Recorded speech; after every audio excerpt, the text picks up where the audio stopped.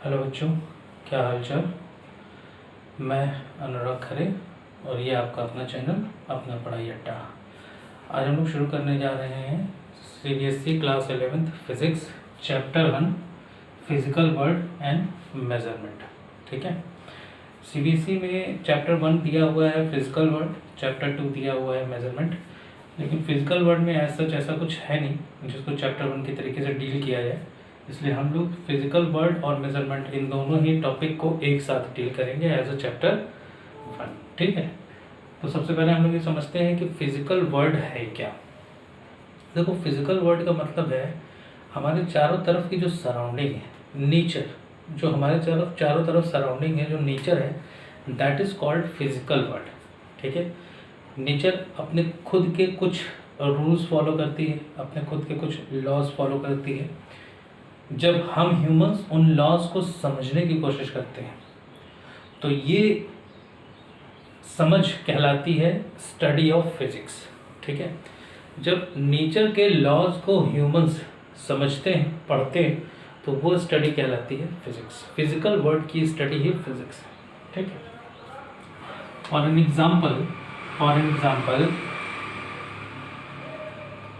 An example waterfall जो है वो ऊपर से नीचे की तरफ होता है। ठीक, करंट भी हमेशा हायर पोटेंशियल से लोअर पोटेंशियल की तरफ फ्लो करती है।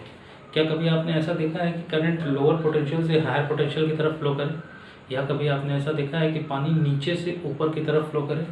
It is not possible. ठीक है, तो जो नेचर है उसके अपने खुद के कुछ लॉज हैं जो फिक्स हैं, जो कभी चेंज नहीं हो सकते। ठीक, उन लॉज की स्टडी ही क्या कहलाती है? फिजिक्स। ठीक, तो फिजिकल वर्ल्ड और नेचर के लॉज को पढ़ने के लिए, समझने के लिए हम लोगों को कुछ ना कुछ लैंग्वेज चाहिए होगी, कोई एक तरीका चाहिए होगा जिस तरीके से हम नेचर के लॉज को समझ सकें। तो वो तरीका या वो लैंग्वेज कहलाती है फिजिकल क्वांटिटी। ठीक है, फिजिकल क्वांटिटी। अब फिजिकल क्वांटिटी क्या है? द क्वांटिटी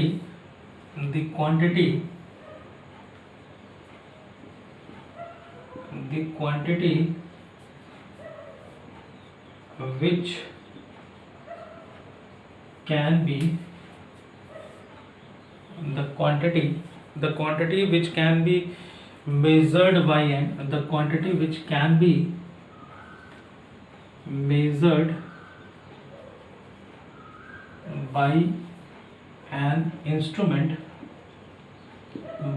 instrument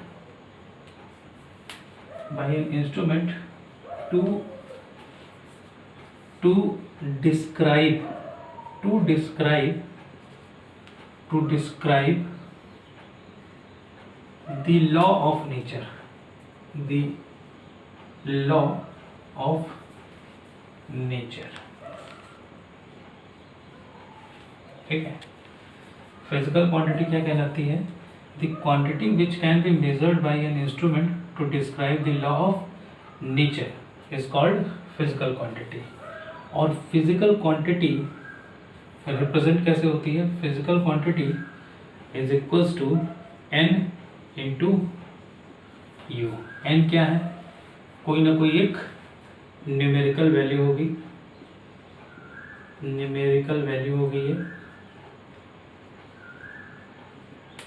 और u क्या है? u होगा यूनिट। ठीक, फॉर एन एग्जाम्पल अगर हम किसी एक फिजिकल क्वांटिटी की बात करें, जैसे मेरा वेट, लेट अस सपोज कि मेरा वेट 50 kg है। मान के चलते हैं कि मेरा वेट जो है, मेरा जो वेट है वो है 50 kg। ठीक, तो फिजिकल क्वांटिटी क्या हुई? वेट क्या हो गई? Physical quantity.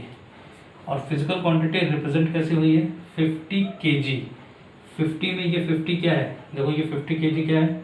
50 है न्यूमेरिकल वैल्यू, और kg क्या है? वेट की यूनिट। ठीक है, तो कोई भी फिजिकल क्वांटिटी हमेशा अपने साथ एक न्यूमेरिकल वैल्यू रखती है और एक यूनिट रखती है।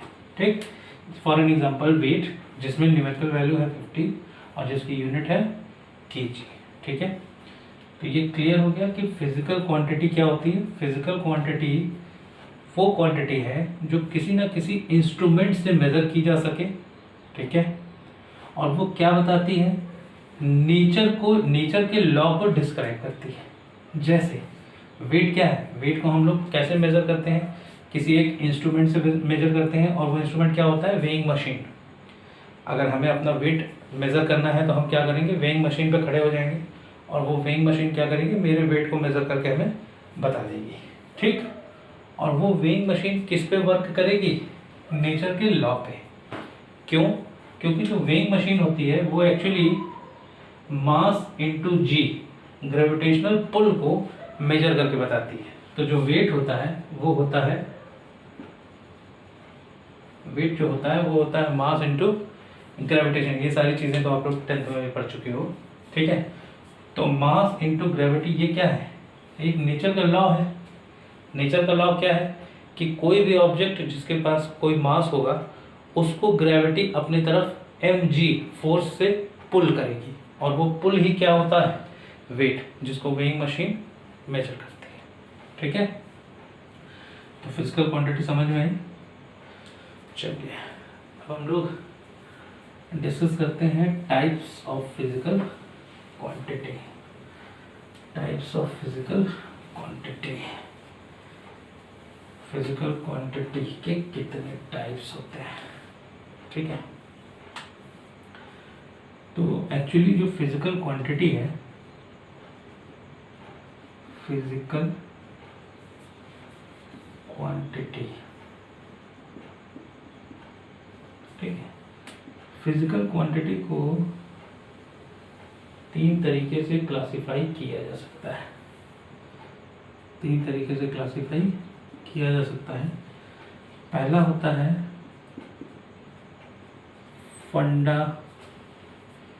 Fundamental physical quantity. Fundamental physical quantity. दूसरा होता है डिराइव्ड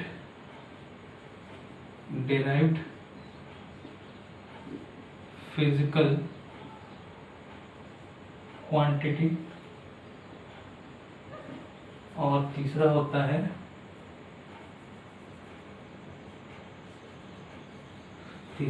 है सप्लीमेंट्री फिजिकल क्वांटिटी। ठीक है, फिजिकल क्वांटिटी को फर्दर हम लोग 3 पार्ट में क्लासिफाई कर सकते हैं, fundamental physical quantity, derived physical quantity और सप्लीमेंट्री फिजिकल क्वांटिटी। ठीक, तो इसमें जो पहला है फंडामेंटल फिजिकल क्वांटिटी, इसके बारे में हम लोग पढ़ते हैं, स्टडी करते हैं। चलिए शुरू करते हैं। Fundamental physical quantity, fundamental physical quantity पहला जो है दैट इज फंडामेंटल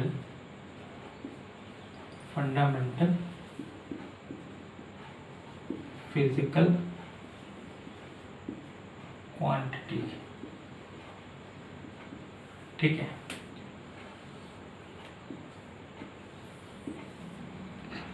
फंडामेंटल क्यों, जो भी चीज़ फंडामेंटल होती है वो किसी और चीज़ पे डिपेंड नहीं करती है, तो बेसिकली ये फंडामेंटल क्वांटिटीज। सो फंडामेंटल फिजिकल क्वांटिटी, अच्छा किसी भी चीज़ की जो फंडामेंटल होती है, कोई भी चीज़ अगर फंडामेंटल है तो वो किसी भी चीज़ पे डिपेंड नहीं करेगी, बल्कि फंडामेंटल पे सारी चीज़ें डिपेंड करेंगी। अब देखो फॉर एन एग्जांपल अगर हम आपको समझाएं कि x और y z, अगर ये x एक्सिस है, ये y एक्सिस है और ये z एक्सिस है, तो x एक्सिस को हम मानते हैं फंडामेंटल एक्सिस।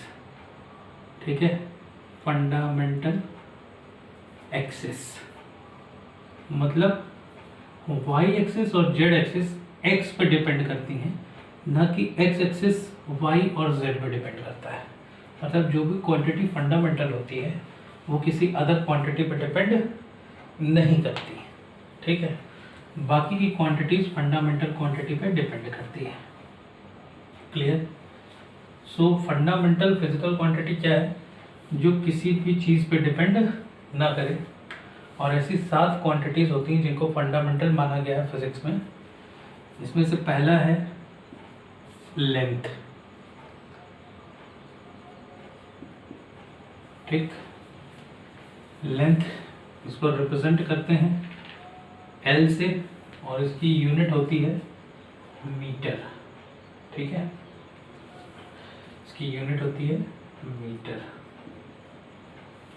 ठीक। दूसरा मास, ठीक, रिप्रेजेंट करते हैं स्मॉल m से, यूनिट होती है kg, ठीक।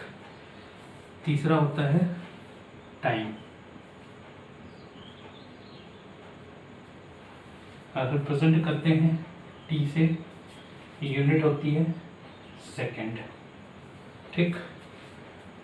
चौथा होता है इलेक्ट्रिक करंट, इलेक्ट्रिक करंट, ठीक है। रिप्रेजेंट करते हैं आई से, यूनिट होती है एम्पियर, एम्पियर, ठीक है। अच्छा, फिफ्थ चीज़ जो है वो है luminous intensity, luminous intensity, intensity, ठीक। अच्छा, इसको रिप्रेजेंट करते हैं कैंडेला से, और यूनिट होती है स्मॉल ct। क्या कहते हैं ल्यूमिनस इंटेंसिटी को? Candela, candela, okay. और यूनिट होती है, रिप्रेजेंटेशन होता है स्मॉल ct, ठीक। अच्छा, एक मिनट, ये थोड़ा सा उल्टा हो गया। रिप्रेजेंटेशन होता है स्मॉल ct और यूनिट होती है कैंडेला, ठीक है। छठा जो होता है, छठा जो होता है वो होता है amount of, amount of, amount, amount of substance, amount of substance, ठीक है। और इसको अमाउंट ऑफ सब्सटेंस रिप्रेजेंटेशन इसको करते हैं मोल से, और यूनिट होती है मोल, ठीक। सातवां जो होता है वो होता है टेम्परेचर, टेम्परेचर, ठीक है, टेम्परेचर, ठीक। और टेम्परेचर को, टेम्परेचर की जो यूनिट होती है वो केल्विन होती है, रिप्रेजेंट करते हैं TEMP, ओके। ये आपकी 7 फंडामेंटल फिजिकल क्वांटिटीज हैं। इन 7 पे ही पूरी की पूरी फिजिक्स डिफाइन की गई है। ये फंडामेंटल है, ये ध्यान रखिएगा, ये 7 क्वांटिटीज जो हैं ये फंडामेंटल है, ठीक है। अब नेक्स्ट टॉपिक जो है अपना वो है derived physical quantity, derived physical quantity क्या होता है, चलिए देखते हैं। Second, derived physical quantity, derived physical quantity, ठीक। डेराइव्ड मतलब ऐसी फिजिकल क्वांटिटी जो डिराइव की गई हो। For an example area. For an example area क्या होता है? L into B, length into breath,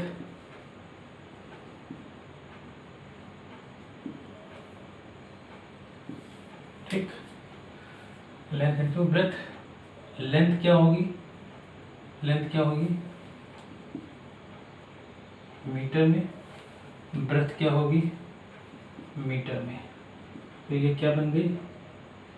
metre square. अब देखो फंडामेंटल यूनिट क्या थी? फंडामेंटल फिजिकल क्वांटिटी क्या थी? लेंथ। तो ब्रेथ भी तो एक तरीके की लेंथ ही है, ठीक है। तो ये एक्चुअली हुआ क्या?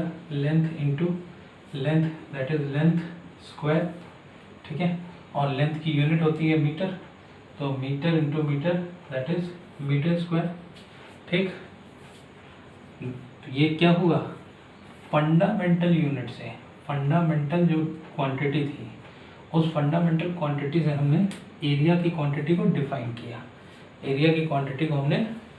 किया। समझ में आ रही बात?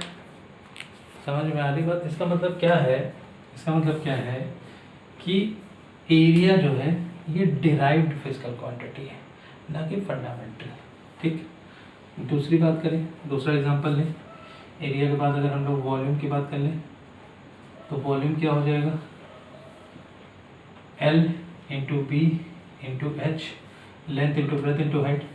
लेंथ को भी हम L से ही रिप्रेजेंट करते हैं, ब्रेथ को भी हम L से ही रिप्रेजेंट करेंगे, हाइट को भी हम L से ही रिप्रेजेंट करेंगे, ठीक है। यूनिट क्या हो जाएगी? Metre into metre, that is metre cube. तो देखो फंडामेंटल क्वांटिटी क्या थी? लेंथ को अगर हम 3 बार मल्टीप्लाई कर लें तो हमने एक नई फिजिकल क्वांटिटी डिराइव कर ली, दैट इज कॉल्ड वॉल्यूम। तो वॉल्यूम क्या है? फंडामेंटल फिजिकल क्वांटिटी नहीं है, ये डिराइव्ड फिजिकल क्वांटिटी है। तो बेसिकली हम लोग फिजिक्स में जितने भी फॉर्मूले पढ़ते हैं, ठीक है, फिजिक्स में हम लोग जितने भी फॉर्मूले पढ़ते हैं वो सब के सब क्या होते हैं? Derived physical quantity. For an example आप लोग एक फॉर्मूला और भी जानते हो, फोर्स। 10th पास करके आए हो ना? अगर 10th पास करके आए हो तो ऑब्वियसली बात ये सारी चीज़ें पढ़ के आए होगे। फोर्स क्या होता है?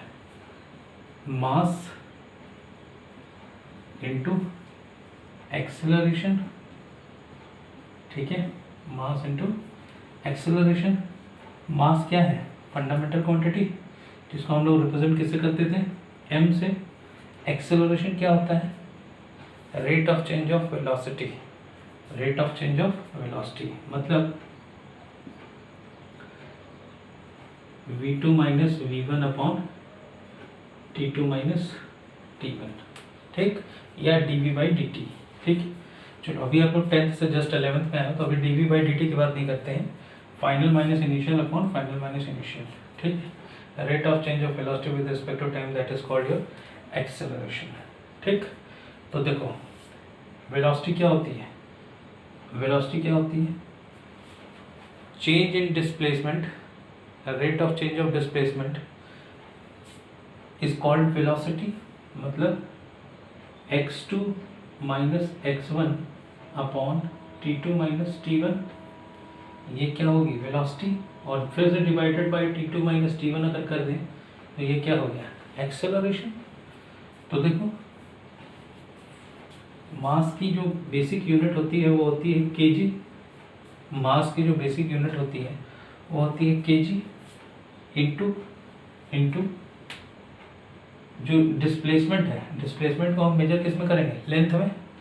कितनी डिस्टेंस कवर की गई, कितनी डिस्प्लेसमेंट कवर की गई, दैट इज कॉल्ड डिस्प्लेसमेंट। तो जो डिस्प्लेसमेंट है वो किस में होगी? एल में, लेंथ में। टाइम किस में होगा? सेकेंड में। और यहाँ पे टाइम किस में होगा? सेकेंड में। तो ये अगर सेकेंड आ गया नीचे तो क्या हो गया? लेंथ पर सेकेंड स्क्वायर, और लेंथ की यूनिट क्या होती है? मीटर।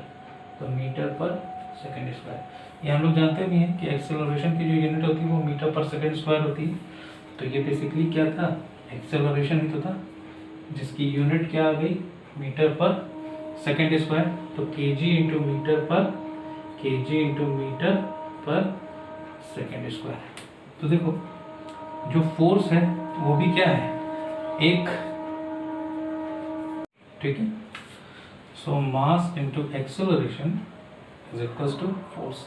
तो देखो फोर्स भी क्या है, एक डिराइव्ड फिजिकल क्वांटिटी हुई जो कि फंडामेंटल क्वांटिटी से मिलकर बनी है।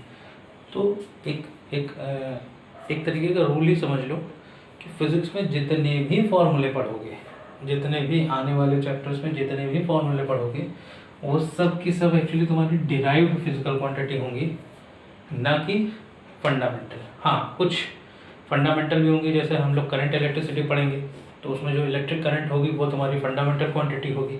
अब ऐसा भी नहीं कि फिजिक्स में हम लोग जितने फॉर्मूले पढ़ेंगे 100% वो सारे के सारे डिराइव्ड होंगे, नहीं। हाँ, लेकिन 90% डिराइव्ड होंगे, ठीक है। तो 90% डिराइव्ड फिजिकल क्वांटिटीज होंगी और 10% हम लोग फंडामेंटल फिजिकल क्वांटिटीज पढ़ेंगे, ठीक है। तो ये हो गया आपका डिराइव्ड फिजिकल क्वांटिटी। अब डिराइव्ड फिजिकल क्वांटिटीज में हम चाहें तो अभी आपको कम से कम 100 फार्मूले पढ़ाएं और 100 फार्मूले को हम प्रूफ करते रहें कि देखो ये डिराइव्ड फिजिकल क्वांटिटी है, उससे कोई फ़ायदा नहीं है। आप ये समझ लो कि जितने भी फार्मूले हैं वो डिराइव्ड क्वांटिटी है, ठीक है। चलो, सो अब हम लोग डिराइव्ड के बाद पढ़ने जा रहे हैं supplementary physical quantity. Supplementary physical quantity. हाँ, अच्छा, एक चीज़ और, ये मैं लेक्चर की शुरुआत में बोलना भूल गया, ये जो कुछ भी हम लोग पढ़ रहे हैं ये आप अपने सेपरेट नोट्स पे खुद से नोट करते चलिए, ठीक है। वीडियो को आप पीछे जाके पॉज करके नोट कर सकते हैं। वीडियो को 1 बार 2 बार 3 बार जितनी बार भी आपको देखना हो देख करके आप अपने खुद के नोट्स बनाइए। देखिए, खुद के नोट्स जो हैं वो बेस्ट होते हैं। खुद के हैंडमेड जो नोट्स होते हैं वो एग्जामिनेशन टाइम पे बहुत काम आते हैं। अगर खुद से नोट्स बनाओगे तो तुम्हें पता होगा किस पॉइंट को तुमने कैसे लिखा है, उस टाइम पे तुम्हारे दिमाग में उस पॉइंट को कैसे क्लिक किया था, कैसे समझा था, वो नोट्स देख के अपने आप समझ में आ जाता है, ठीक है। तो हैंडमेड सेल्फ नोट्स जो होते हैं वो बेस्ट होते हैं। तो जैसे जैसे लेक्चर आगे बढ़ रहा है वैसे वैसे एक कॉपी लेके आप अपने नोट्स खुद से बनाओ, बेस्ट पॉलिसी है, ठीक है। हम लोग पूरी फिजिक्स, पूरा मैथ्स, पूरा केमिस्ट्री कवर करने जा रहे हैं, तो अपने नोट्स आप अभी से बनाना शुरू करोगे। अभी आपका सेशन शुरू हुआ है, तो आप अपने सेशन के शुरुआत में ही अगर नोट्स बनाते चलोगे तो लास्ट तक बर्डन नहीं होगा, ठीक है। और आपके नोट्स आराम से बन जाएंगे, चीज़ें आपको समझ में आती रहेंगी और एग्जामिनेशन टाइम पे रिवीजन के लिए आपको आसान रहेगा, ठीक है। चलो, हम लोग तीसरी क्वांटिटी पढ़ने जा रहे हैं, दैट इज सप्लीमेंट्री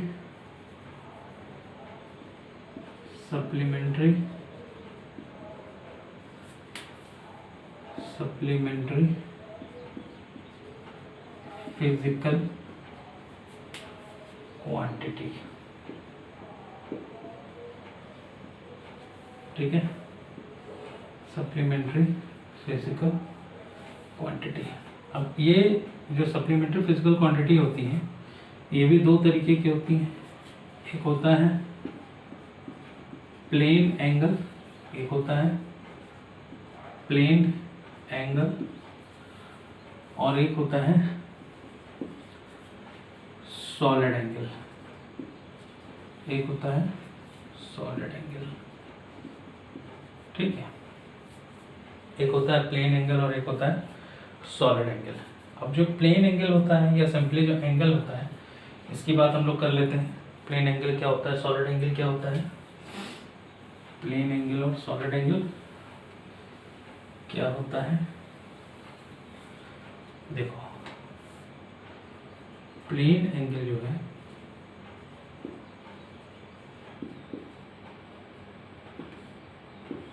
जो है वो किसी एक प्लेन में होगा। फॉर एन एग्जाम्पल, अगर ये x है और ये y है, ठीक है। प्लेन एंगल की अगर हम बात करें तो ये 2 डायमेंशनल होगा, ठीक है। ये 2 डायमेंशनल होगा। 2 डायमेंशनल होगा मतलब x y प्लेन हो या वाई जेड प्लेन हो या जेड एक्स प्लेन हो, कोई भी हो वो दो ही प्लेन होगा। जैसे इस टाइम पर अगर ये एक्स और ये वाई है और इसमें अगर ये कोई सर्कल है, ठीक, इस सर्कल का ये सेंटर है ओ, अगर ये कोई सेंटर है ओ और मैंने कहा कि ये एंगल थीटा है, मैंने कहा कि ये एंगल थीटा है, तो ये जो थीटा होगा that is called a plane angle, that is called a plane angle. इसका मतलब क्या है कि जो प्लेन एंगल है वो टू डायमेंशनल क्वांटिटी है और किसी एक प्लेन में एग्जिस्ट करेगा, किसी एक प्लेन में एग्जिस्ट करेगा। अब अगर ये सर्कल है और ये रेडियस है आर और ये है इसकी आर्क, तो आप लोगों ने 10th में फॉर्मूला पढ़ा था ना, angle is equals to arc upon radius, ठीक है, ये फॉर्मूला हम लोग पढ़े हैं 10th में। सो थीटा इज इक्वल्स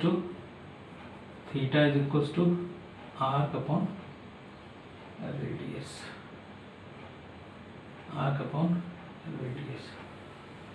अच्छा, ये जो एंगल होगा इसकी यूनिट क्या होगी, इसकी यूनिट होगी रेडियन, ठीक, इसकी यूनिट जो होगी theta is equals to arc upon radius, इसकी यूनिट जो होगी वो होगी रेडियन, ठीक है। रेडियन क्या होती है, एसआई यूनिट होती है, ठीक है। अब बोलो सर ये रेडियन क्या है, ये तो नई चीज़ आ गई। तो एक्चुअली देखो 180 डिग्री इक्वल्स टू होता है पाई रेडियन। जब कोई भी चीज़ हम पाई के टर्म्स में रिप्रेजेंट करते हैं तो वो रेडियन कहलाता है, ठीक है। जैसे फॉर एग्जांपल अगर हम 90 डिग्री की बात करें तो 90 डिग्री को हम लिख सकते हैं पाई बाई टू क्या कहलाएगा, रेडियन, ठीक है। आगे बात समझ में, तो ये अभी आपको ये समझ में आया कि प्लेन एंगल क्या होता है, टू डायमेंशनल होता है, किसी एक प्लेन में होता है, और ये तो पहले ही आप पढ़ चुके हो 10th में, angle is equals to arc upon radius, unit होती है इसकी रेडियन, ठीक।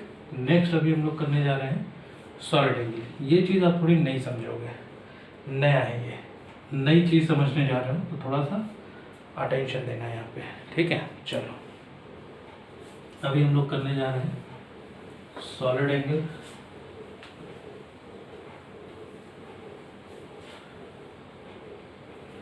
सॉलिड एंगल क्या होता है, सॉलिड एंगल, अब देखो अभी जो हम लोगों ने प्लेन एंगल पढ़ा वो 3 डायमेंशनल होता है, सॉरी जो अभी हम लोगों ने प्लेन एंगल पढ़ा वो 2 डायमेंशनल होता है, जो सॉलिड एंगल होता है वो 3 डायमेंशनल होता है, 3 डायमेंशनल होता है, ठीक।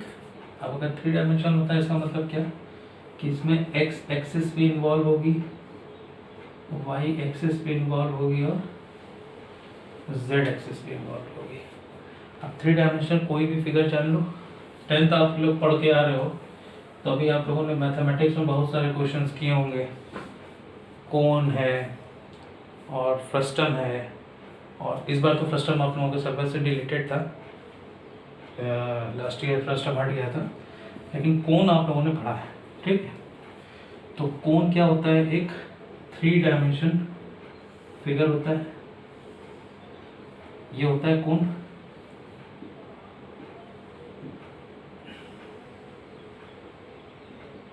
ये होता है कोन, ठीक है, जिसमें ये R होता है, ये H होता है और ये L होता है, that is your slant height,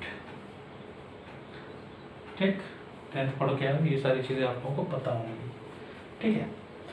अब ये जो कोन है ये अपने इस वर्टेक्स पे जो एंगल बनाता है थीटा, आप समझो ये जो थीटा होगा ये पूरे, ये जो कोन होगा ये कोन कैसा होगा, अगर ये हाइट है h, ये हाइट है तो कोन कुछ ऐसा होगा, ऐसा, इधर ऐसे ऐसे होगा, चारों तरफ इसके ऐसे, ये होगा कौन, चारों तरफ से ऐसे वॉल होगी, और यहाँ पे जो एक पूरा एंगल बन रहा होगा ये बीच में, ये अगर वर्टिकल हाइट है ये h, ठीक है, ये अगर ये वर्टिकल हाइट है h, तो कोन इसके चारों तरफ ऐसे बन रहा होगा, ऐसे ऐसे, ये वॉल होगी कोन की ऐसे, ठीक। ये अगर कोन बन रहा होगा, ये इसका टॉप एज होगा, और कोन ऐसे ऐसे बना होगा कोन, ये हिस्सा ऐसे, तो यहाँ वर्टेक्स पे ये जो पूरा कंप्लीट एंगल होगा, this is called complete angle, ये जो कंप्लीट एंगल होगा, ये पूरा एंगल, ये हाइट हो गई, ये कोन हो गया। ये आइसक्रीम हम लोग खाते हैं, आइसक्रीम में जो कोन के अंदर जो बिस्किट होता है, कोन वाला बिस्किट, उसके अंदर आइसक्रीम भरी होती है, और जो बिस्किट होता है उसका जो एज होता है, उसके एज पे जितनी आइसक्रीम जा सकती है वो क्या बनाती है, सॉलिड एंगल। वो क्या बनाती है, सॉलिड एंगल। एकदम उसके पीक पॉइंट पे, एकदम लास्ट तक जाके जो आइसक्रीम बैठती है, जो आइसक्रीम बैठ जाती है, वो क्या बनाती है, सॉलिड एंगल। उसको हम लोग कहते हैं सॉलिड एंगल, ठीक। अगर ये हाइट है, ये कोन है, ये चारों तरफ इसका कोन है, और यहाँ पे जो एंगल बन रहा है ये दिस इज कॉल्ड थीटा। ये क्या होता है, सॉलिड एंगल, ठीक। ये सॉलिड एंगल होता है। इसकी भी यूनिट क्या होगी, रेडियन।